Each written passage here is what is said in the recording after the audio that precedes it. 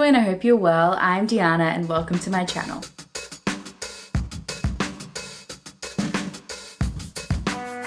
Today I'm going to share with you the books I read in April. I cannot believe it's already May, but here we go. I will see if I can keep this as rapid fire as possible, but I do love to ramble, so that could be impossible. Starting off with the stats, I read 15 books in April over a total of 5,532 pages. In terms of my star ratings, I had another fantastic reading month and my average rating was 4.4. So 3 books got 5 stars, 7 books got 4.5 stars, and 5 books got 4 stars. In terms of genre, there was not much variety. Thanks to the Love in the Night Readathon, I was really here for all things paranormal. So I read 11 paranormal and 1 each of fantasy romance, and omegaverse. Having a look at the formats, I'm surprised to see that ARCs were my #1 format, tied with ebooks. So I read 5 ARCs, 5 ebooks, listened to 4 audiobooks, and read 1 physical book. And having a look at my series versus standalone, I love this pie chart because it's the first time since January where our sequels are more than our first books. So I read 5 first books, 9 sequels, and 1 standalone. I think that is everything in terms of the stats. So let's talk about the books. The first book I read in April was A Thorn in Every Heart by Kate King. This is the first book in her new fantasy romance series, which are fairy tale retellings. Enchanted Legacies is the name of the series. And this is a Beauty and the Beast meets Anastasia. And the minute I saw that, I was like,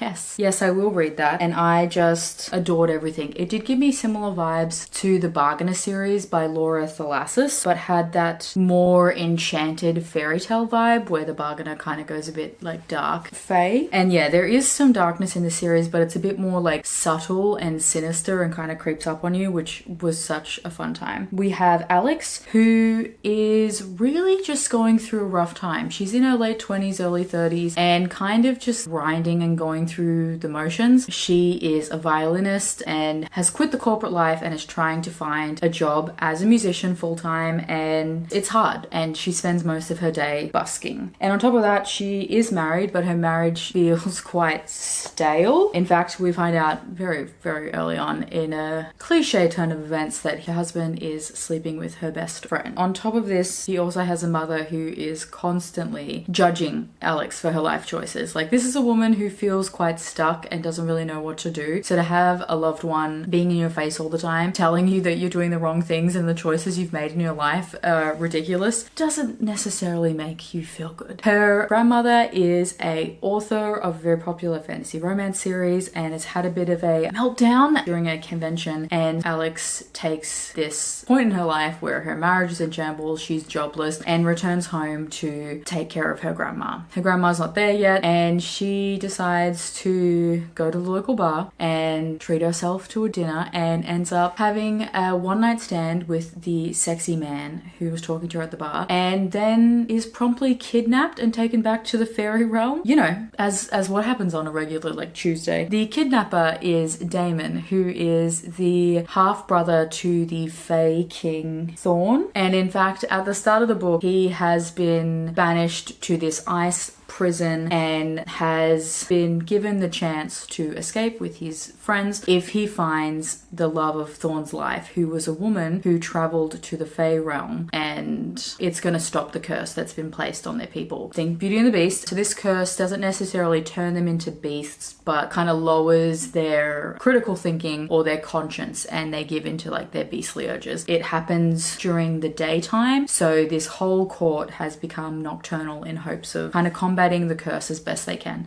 But it's been like 60 years and time is running up, and Thorn believes that this human woman is the person. While at Alex's grandma's place, he sees the necklace that Alex is wearing and also the cover of her book series, and puts 2 and 2 together and thinks, oh shit, the woman I just slept with is my half-brother's bride. We find out, no, not true, she's the granddaughter, and they've come up with this plan. Damon's like, look, we really just need you to get him to believe you're the love of his life and that should break the curse. Damon says, once you do that, I will whisk you away back to the human land. Since he knows how to travel between fairy and the human lands, you can have as many riches as possible and you can start afresh. Alex is really financially fucked, to put it simply, and kind of goes, yeah, I guess, okay. And so they end up on this scheme. And I loved it. The dynamic between Alex and Damon really does give like Anastasia and Dimitri in the Anastasia cartoon. And I am so excited for the next book. I think there's going to be 4 books in the series because Damon has 4 friends, one from each of the Fae courts, which are all seasonal based. I'm pretty sure this one was supposed to be like spring. And the next one is going to be like Second Chance potentially, which is supposed to be Little Mermaid meets The Princess Bride. I'm beyond excited. So highly recommend if you love a fantasy romance. Next I picked up Storm of Shadows by Hannah Hayes, and this started off my obsession with this author. I had seen this floating around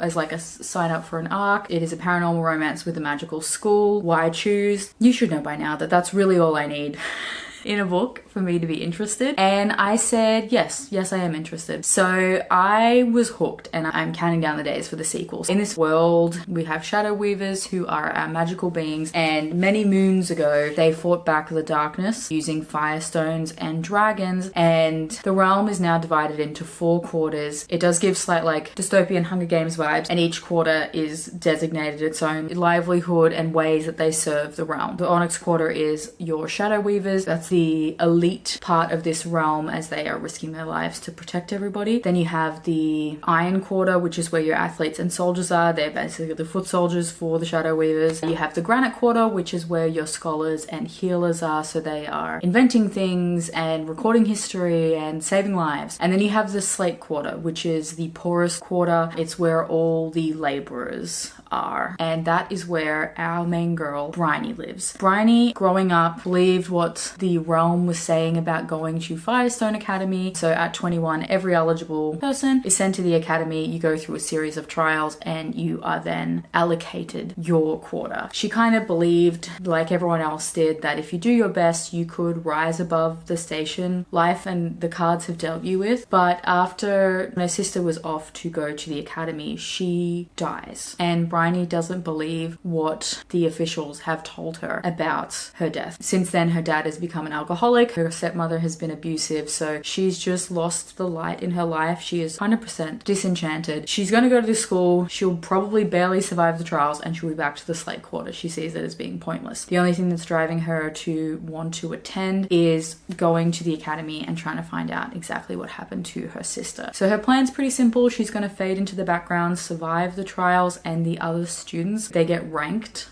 based on performance across the whole cohort. However, things go a bit pear-shaped when she catches the attention of the princes, who are a bonded group of shadow weavers who are the most powerful shadow weavers, and for whatever reason they have their eyes locked on Bryony to be their thrall. Now, a thrall is gifted to the top shadow weaving bonded groups, and it is essentially a slave in the BDSM way. Understand, if you're not into like a master slave dynamic, this probably is not going to be for you. Bryony is not interested whatsoever in the princes or kind of believing the hype around them. I love that she just, every order they give her, she's like, nah, I'm not interested. Leave me alone. And they are frustrated by her that she doesn't play by the same rules as everybody else. But it also kind of turns them on, and they are also fascinated as to what's happening there. I'm intrigued by this world. I get the sense that there is something, like any kind of dystopian type world, I get the feeling that there is something more out there and we're not being told everything. One of their teachers is the fabled boy from the Slate who became a shadow weaver and like lifted himself up from the slums. But again, there's something sinister about him that we don't know what's going on, and I have a feeling that he may be involved in what happened to Bryony's sister. This is a bit of a bully romance. Normally don't like it, apparently, unless it's in a paranormal magical school setting, but am going to be interested to see how that plays out. I'm expecting some chaos, I'm expecting drama, and I'm hoping a bit of a grovel, because I feel like these boys, you know, once they get past their own arrogance and ego, I feel like they're going to fall super hard and fast for Bryony, because she's worth it. She's amazing. I'm captivated. I need to know more. I really love the setup. You know me, I'm a simp for a caretaking scene. We have a fantastic caretaking scene in here. I can't exactly remember if it was like a period caretaking scene, which again, love, or it was just like a regular caretaking scene, but we got to see a touch of softness from Bryony and a soft side to the guys, and very much excited to see how that all plays out. Next, I picked up Going Au Naturale in Hollow's Cove by E.L. Elridge. This is the second book in this Hollow's Cove world, which is a series by multiple authors, and it's like cozy small town monster romances. I was a bit behind, so I did catch up this month, and in this one we are following Sydney, who is a city girl. This little novella gives me like the Hallmark movie vibes of like big city girl, has to go to the country for her job, and falls in love with the swoony, charming farmer. However, the farmer in this particular instance is a satyr. We love. It's the first satyr romance I think I've ever read. So Sydney has worked hard her entire life to get what she wants, from her Ivy League education to her city apartment. She ends up snatching up the first secure job she can get once she leaves college, which is at this organic certification. Her kind of goal is to work there for 5-ish years, get the experience she needs to then go on to her quote unquote dream job. She is kind of just going through the motions and constantly on the grind to reach her goals. So she's very type A, very goal orientated. However, they seem to be short of staff, so she's sent to go out into the field to a farm to certify if they're organic, which is where she meets Brooks, our farmer. So Brooks is also a workaholic and has been working his ass off since taking over the family farm. And in particular, he is wanting to get this organic certification because he knows how risky farming can be, and like one bad crop could completely end them in financial ruin. So he figures if we get the certification, that will mean they can bump the prices up a little bit, and also people's perception and desire of wanting to buy their produce will go up because it's organic, and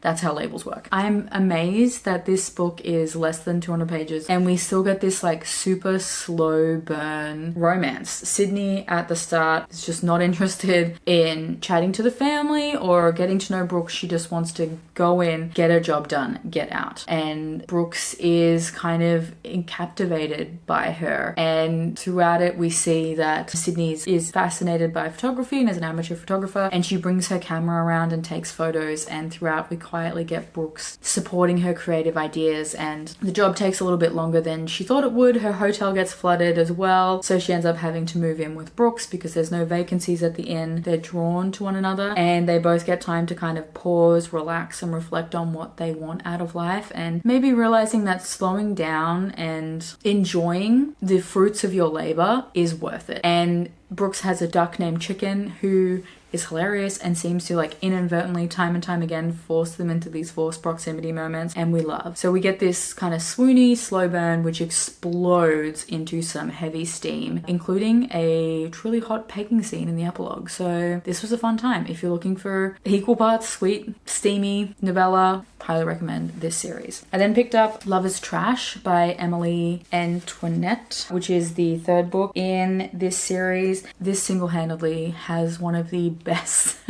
opening lines to a book I think I've ever read. It's just like on point about what Haley is after. Both main characters are plus size, or at least mid-sized. We got some body diversity, which we love to see, and I love these people. Jake and Haley literally are the cutest together. I was giggling the entire time. They really do match each other's freak. It has been a long time since I've read a couple in a romance who I feel are so suited to each other and just kind of click and get each other like these two do. So Haley has temporarily moved to Hollow's Cove to look after her aunt's, they kept calling it a bodega. I don't know what that is. It seemed like some kind of like supermarket. And her aunt was there in town for the festival, the annual festival that they do, and met her wife and mate in this Naga woman and is on her honeymoon. Unfortunately for Haley, she has been cheated on by her ex and has lost her job. So she goes all gung-ho into finding a mate. She is a hopeless romantic and figures this whole mating bond with a monster thing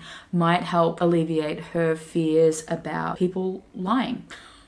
So she jumps into serial dating as many monsters as she can get her hands on, and towards the end, she's feeling just a little bit disenchanted, especially when she sees that since being in town, in the first book, the vampire finds his mate, and then Brooks and Sydney get together in the second book, and she's kind of like a bit disenchanted. Her lucky panties break, and she is like, well, that's it. I'm going to be alone forever. And she tosses them in the trash, and she's in her sad girl moment. And then we have Jake, who is a little weird, which we love, and he's a little bit self-conscious about that because people have always kind of made fun of him. He's also a raccoon shifter who owns like the trash and treasure store in town, and the way he gets most of his treasure is by dumpster diving. He finds a lot of stuff that people just throw away that he can fix up easily and sell. So it's his regular dumpster dive night, and he's in a raccoon he calls Beans, and Beans is single-handedly one of the most chaotic, hilarious voices I've ever read for a shifter. If you like Juliet Cross's Wolf Gone Wild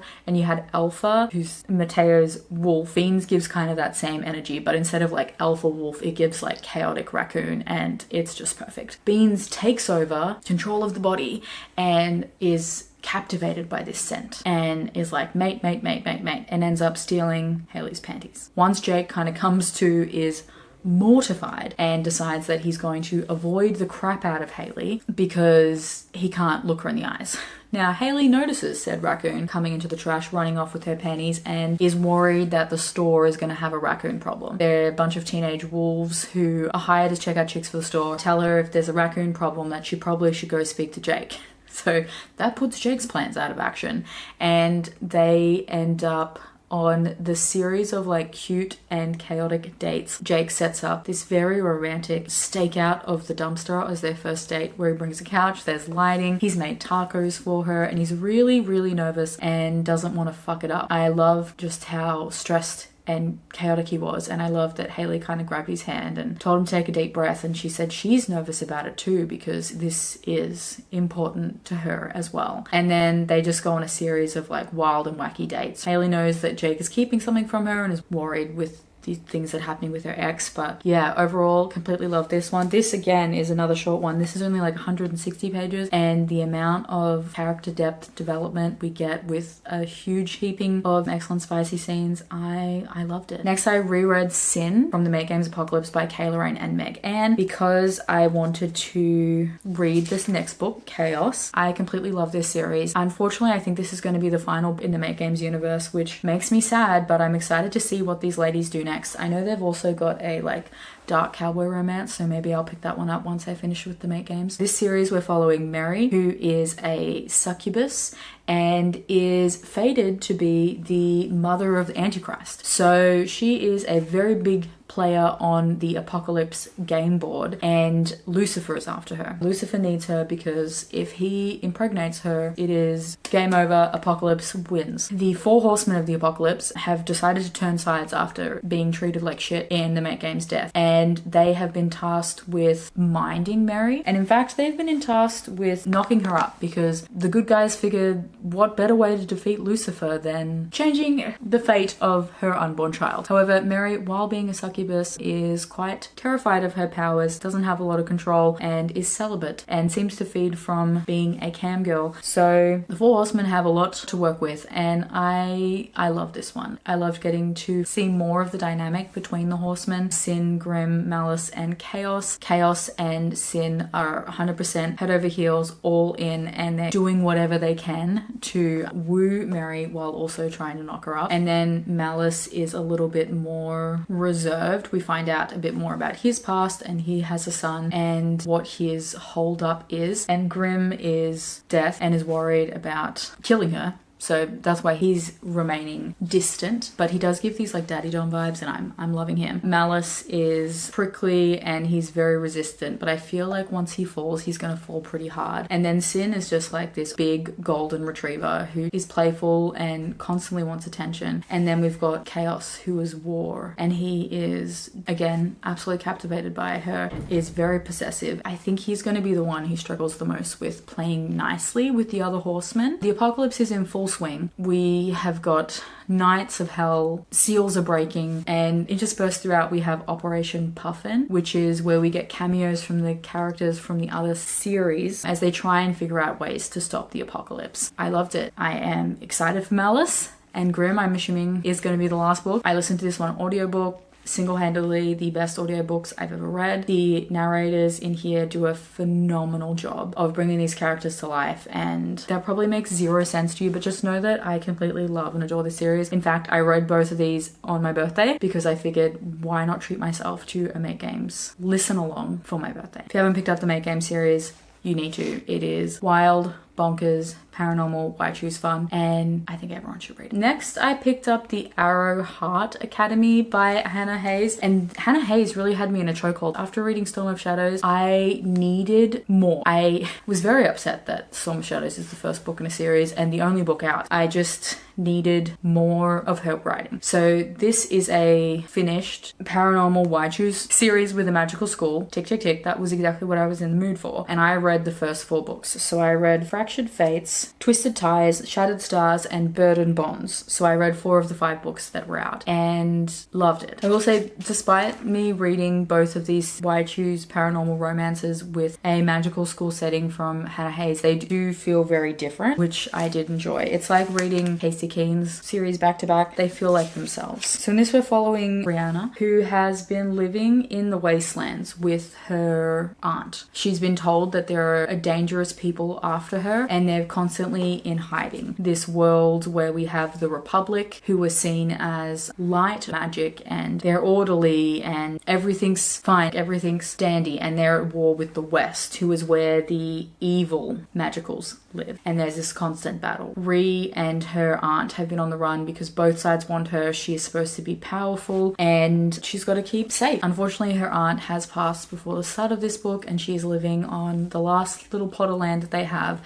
where she's living quite a humble life. She's got a pet pig, Pip, who I love and adore. That pig owns my heart and soul. And yeah, she just takes what she can from the land and tries to be quiet. She's living in the wastelands where not a lot of magicals are around, so she tries not to use her magic too much. She doesn't want to spark the Republic or the West's interest. However, the enforcer for the Republic, called the Man in Black, or Aslan, rocks up one day and is ready to take her to the Arrowheart Academy. While there, she tries to run from him. They get caught up with one of these gangs who kind of roam the wasteland and are also after power, so are dangerous to her. Unbeknownst to Ree why she does it, she kills one of the men who are attacking Aslan, and that's it. She's kind of sealed her fate at that point in time. A very dangerous gang is after her, so she has to follow Aslan and heads to the academy. Aslan calls a friend up and says, "Hey mate, need a hand?" And his best friend Stone, who also happens to be a teacher at the academy, takes her back. She refuses to go anywhere without her pet pig,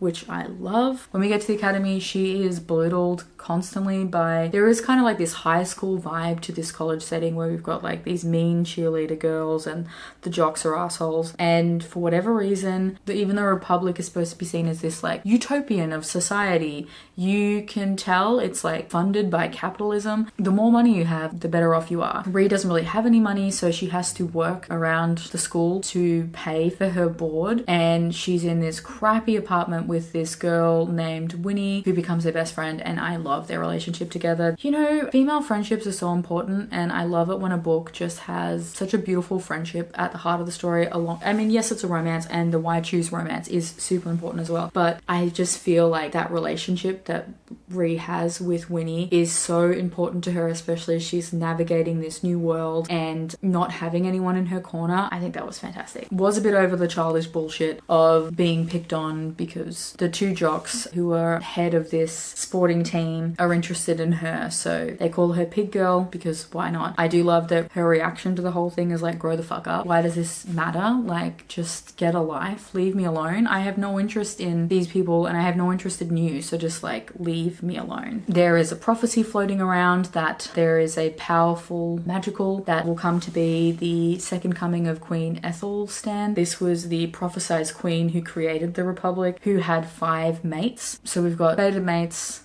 There is a bit of a bully romance across the board. Like, there's not one guy in the situation who kind of treats her nicely from the get-go. I think Renzo might be the only exception. I mean, yes, he was hired to kill her by the gang, but like once he's actually in her vicinity, I think he treats her the nicest. Is that strange? She does make them grovel. I am dying to read the 5th book. Hooked. I couldn't stop thinking about this series, and every time I finish something different, I would then dive back into another one of these books. So if you're in the mood for something that's bingeable, I highly recommend this series. Then I picked up Hunting Ground by Patricia Briggs, and it was so lovely to be back in this world. So this is the second book in her Alpha and Omega series, which is a spin-off from her Mercy Thompson series, where we follow Charles, who is, I guess, the enforcer to Bran, who is the leader of the North American werewolves. He's a Native American, and his wolf is seen as different because it's kind of seen as like a spirit rather than like this curse that the other wolves deal with. And Anna is a character who met in the first book. She's a turned werewolf, and she is an Omega, like in the werewolf Omega sense rather than like the omegaverse Omega sense. They are particularly dangerous because they don't really fall in any of the pack hierarchy, and they have the ability to soothe alphas, but also they don't necessarily fall in line and listen to orders. So she has unfortunately been abused by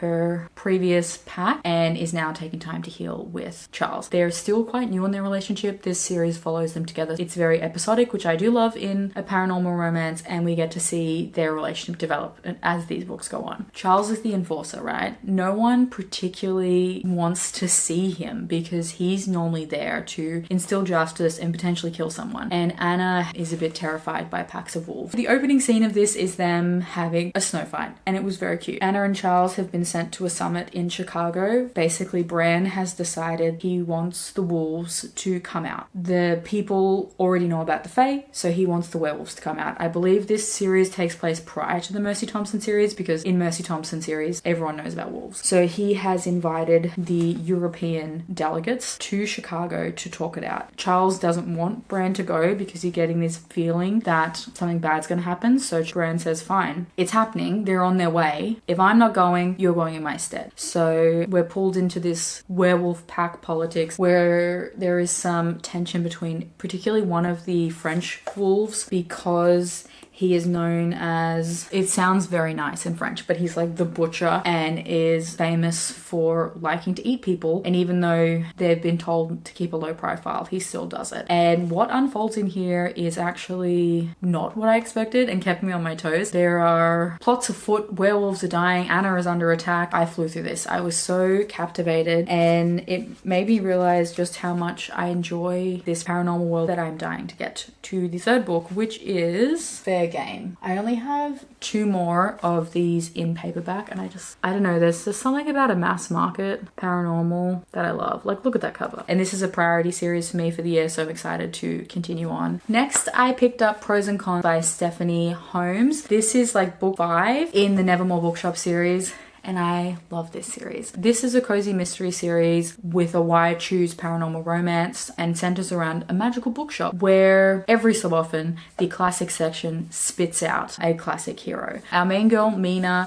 has returned home from a fashion internship in New York after she lost it to her best friend, and she has been diagnosed with this degenerative vision loss, which is quite scary, and I really appreciate how that's weaved into the story. I believe Stephanie Holmes herself also has some vision impairment and potentially losing her own sight, and I love that she's included this in the story. We still have a kick-ass mystery, we still have some truly hot and heavy spicy scenes with the main male characters, but the way she's able to kind of weave in Mina's struggles and just little things like they had to buy more lamps in the bookstore. Her eyesight is deteriorating from her peripheral vision, which, as someone who has glasses, the idea of vision loss is fucking terrifying. So the way she's processing this is quite hard and real, and I really appreciate how we see Mina going through this. So yeah, they've got lamps.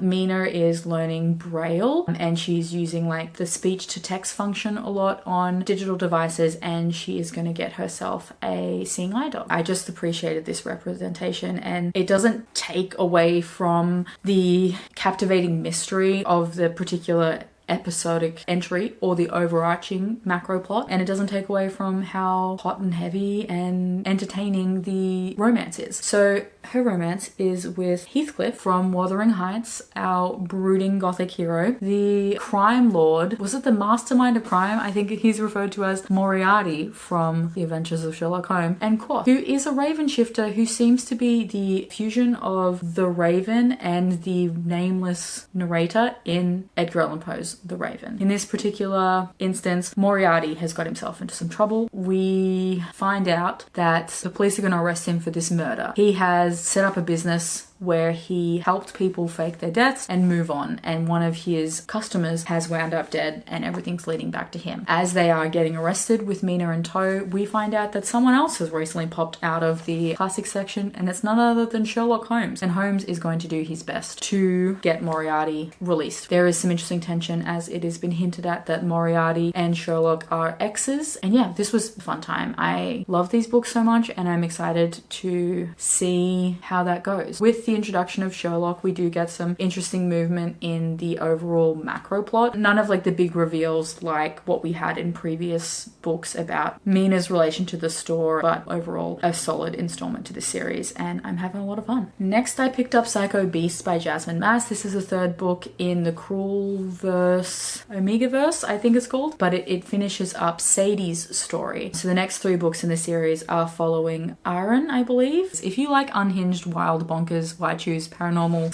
/ fantasy romances, this series is for you. Sadie and the other alphas, Jax, Cobra, and Asha, along with Omega Xerxes and their family in the Beast Realm. So this is the 3rd realm that we've been at, and we had some massive reveals in terms of who Cobra is, what's going on in the overall macro plot, and how that's going to push along. In particular, we meet Cobra's dad, who is very interesting. I ate this up, and I am very, very excited to continue on with the final 3 books in the series, which features Aaron. Interesting reveals about her and what's happening to her, maybe not as Fae-like as we believe her to be, and would be interested to see how Sadie is going to play a part, because what we've found out with the person who raised her dick and his involvement and who she is, I'm interested. I'm hooked, and I think I'm going to probably end up binging the next 3 books as soon as possible. Hello, sorry if there is a weird angle change. My camera died. It was beeping at me and I was talking. Then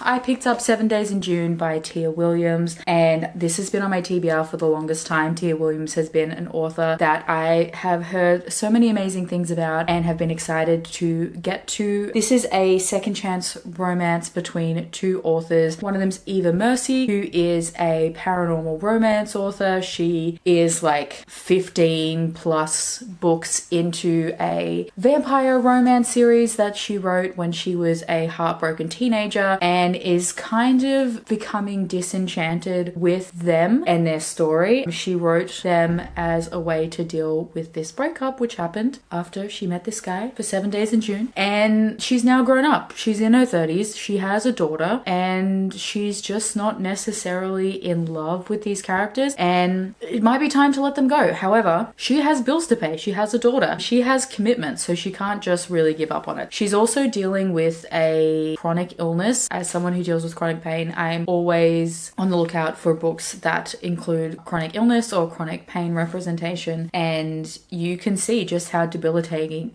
it is for her. Yes, she's a little bored in her life, but she doesn't really have the energy apart from working and taking care of her daughter to do anything. And then we have Shane, who is the literary world's darling. He's one of those like enigmatic authors who never interviews and kind of drops a book randomly every like 5 to 6 years. And we find out that he is fully sober and he had written his great works off his face.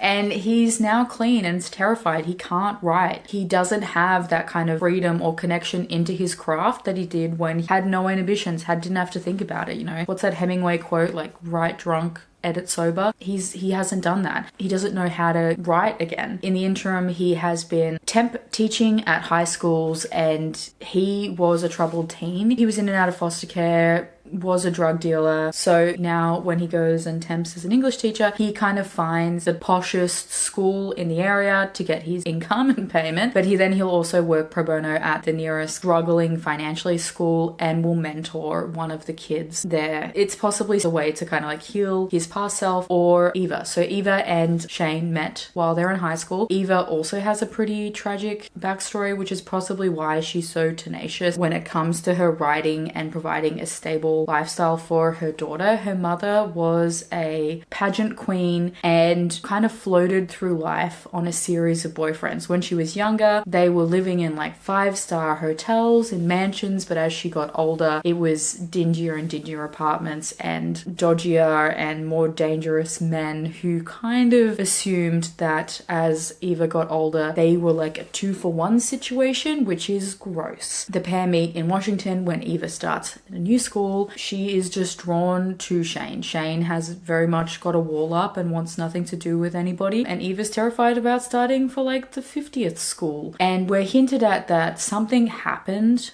to them, and we do get flashbacks from when they're in teenage versus when they meet up again at a literary panel that both their agent, who champions and supports Black authors, kind of needles them into going, and they're forced into a forced proximity situation as Eva's daughter gets in trouble and they've lost their English teacher. Shane wants to make it up to Eva for what happened when they were young and stupid, so Eva gets Shane to fill in as their English teacher. I love Tia Williams' writing style, and that chronic illness representation was fantastic. I was just hoping to cry a bit more. Like, I was hoping for this book to absolutely destroy me. And definitely both Shane and Eva's past are harrowing, and at some points it was super hard to read, especially Eva's childhood. But their romance themselves, it wasn't that angsty, and when they got back together, I don't know, I just wanted a bit more angst. But beautiful romance, beautifully crafted, and I am very excited to get to her next book, Love of Ricky Wilder, which I think has like a slight time travel-y moment, and it is also set in New York. Love a New York setting, love a big city setting. I think I've said that before. Small town, not for me unless it's monsters, but do love a contemporary romance set in a city. And that one deals with Harlem in the Jazz Age, and I'm so excited to read more of her works. I just wanted to cry more. Is that weird that I'm upset that this book didn't emotionally destroy me like I thought it would? Still, absolutely beautiful, and would highly recommend Tia Williams. And then last but not least, I read A Throne of Shadows by Tessania Odette. This is the first book in her Prophecy of the Forgotten Fae trilogy, which is a kind of upper YA. I kind of see it like Throne of Glass in the fact that this one does feel very YA, but as the book series goes on, the last book definitely feels a bit more new adult. I love Tessania Odette, and I'm excited that I finally got to read something else from her that wasn't in her Fae Flings and Corset String series. So in this one, we are following Cora, who is a witch and lives with the forest people, who are said to be descendants from the Farron, which are a type of Fae. The Fae and the Elven people haven't lived in this world and have said to have like gone extinct 500 years earlier. I think it's like Beltane, or it's one of their fertility festivals, and Cora gets roped in with 2 of her friends to go to the hot springs because one of their particular flirty friends ends up locking eyes with a soldier nearby, so tricks Cora and Maya into going with them so that she's not alone and she can have a little rendezvous.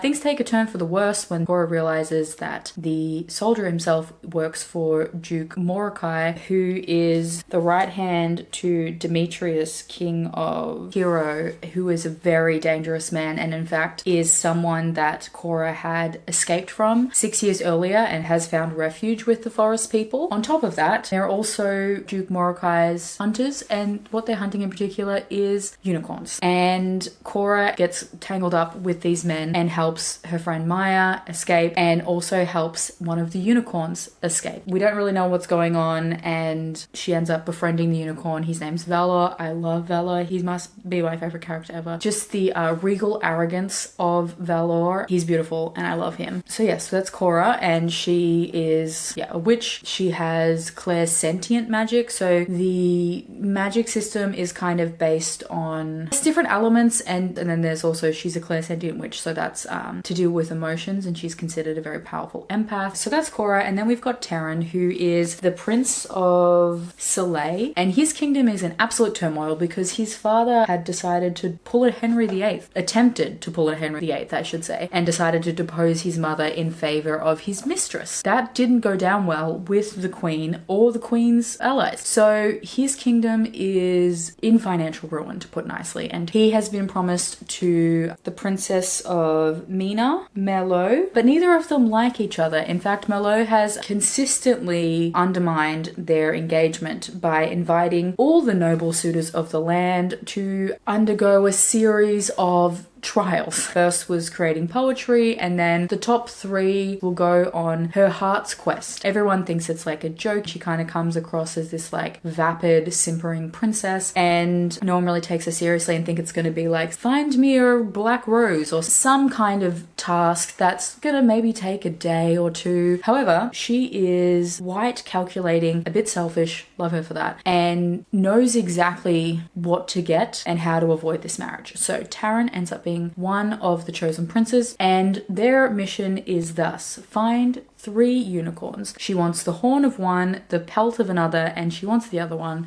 to befriend. So the 3 of them kind of have an unlikely alliance as they toddle off to the north of this world, to Karo, to go unicorn hunting. And there they stumble into Valor and Cora. This is definitely very much a YA fantasy, and the romance has a secondary subplot. We do get point of views from Taryn and Cora. This does feel like a bit of a setup book, and we kind of figure out who Cora is, and she gets injected back into the royal machinations of this world, and it was fantastic. I think if you do like a YA fantasy that has a group of characters, an interesting magic system, and complex like Lee Bardugo's The Grishaverse or Throne of Glass, I think you should definitely pick up this series. This beautiful edition is from Fable. Loved it. And yeah, Valor might go down in my books as being my #1 animal companion. He is single-handedly hilarious, and I love him. Anyway, that is all the books that I read